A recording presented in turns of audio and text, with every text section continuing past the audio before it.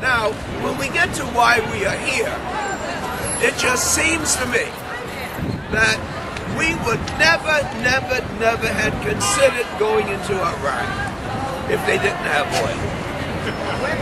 And so the question would have been, if it had come to the Congress, one question: would you want your children in the military invading Iraq and Afghanistan for oil? No. Well, that's what this rally is all about.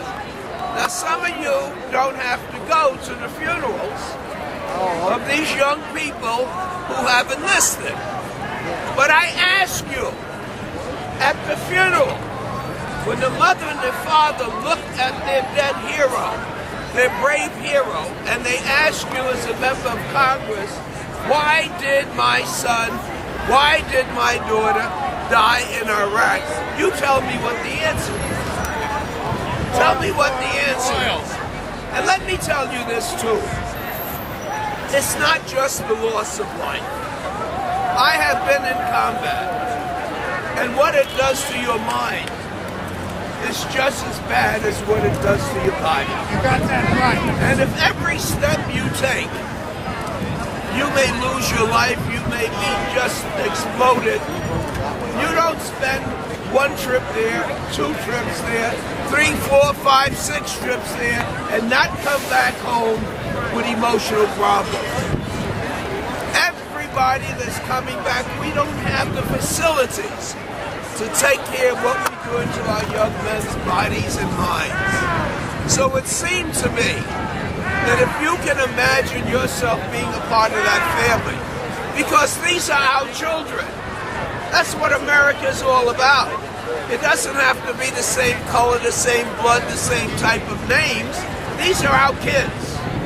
And everybody knows that if we had a draft, that presidents would not do this.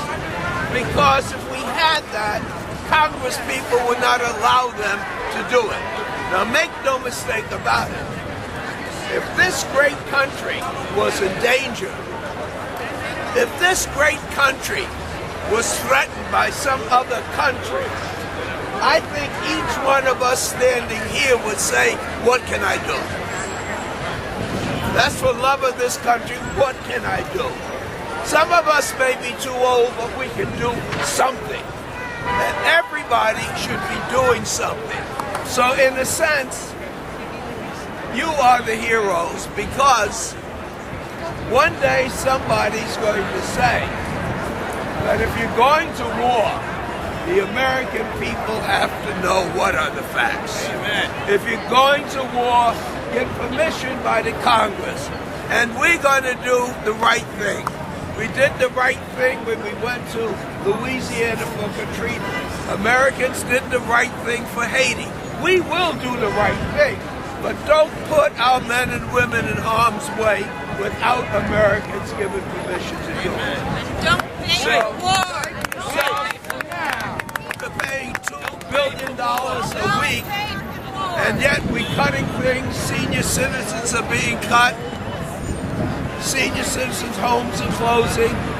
Education, our teachers, our firemen, our police, all of this money we don't have. Where do we get the $2 billion a week to fight this war in Afghanistan? Where do we get these trillions of dollars to fight a war while the top 1% of Americans own 40% of the wealth of this country? People are making money.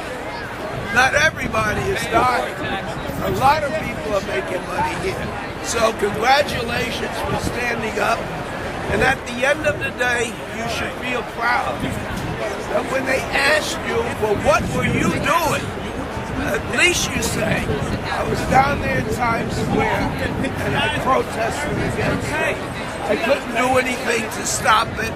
I couldn't save the Americans' lives, but I tried to say, stop the war, bring our troops home, and that's what this is all about.